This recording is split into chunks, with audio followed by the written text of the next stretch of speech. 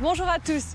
Acheter ou vendre un véhicule d'occasion peut être un moment stressant car en plus d'inspecter correctement la voiture, il faut aussi s'assurer d'avoir tous les documents nécessaires. Et visiblement, ce n'est pas toujours évident pour tout le monde car vous avez été nombreux à nous poser la question via les réseaux sociaux. On va tout de suite tenter d'y répondre dans cet épisode de Contact.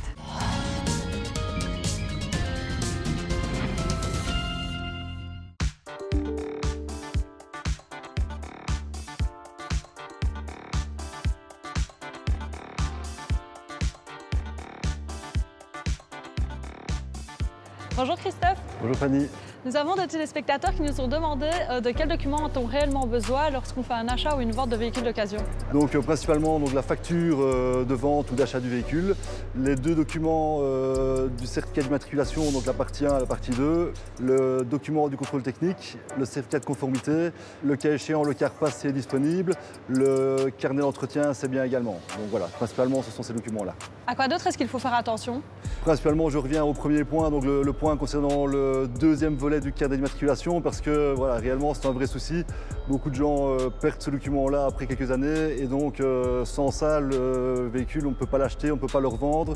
Et surtout, je dirais aux particuliers de faire attention, n'achetez pas un véhicule où il manque un des deux volets parce que vous ne pourrez rien faire avec le véhicule. Est-ce que cette méconnaissance de tout ce qui est point de vue administratif vous pose des problèmes à vous? Oui, régulièrement, même quasiment tous les jours, parce qu'effectivement, le manque d'un des documents, surtout le document d'immatriculation, nous amène vraiment beaucoup de problèmes, car les clients reçoivent des documents en deux parties, une partie pour la voiture, une partie pour la maison. Et malheureusement, après 4-5 ans, la partie de la maison se perd, et donc ça pose pas mal de soucis au niveau administratif au moment de la vente ou de l'achat du véhicule. Maintenant, notre job à nous, c'est de pouvoir justement aider et aiguiller le client par rapport à ces documents-là.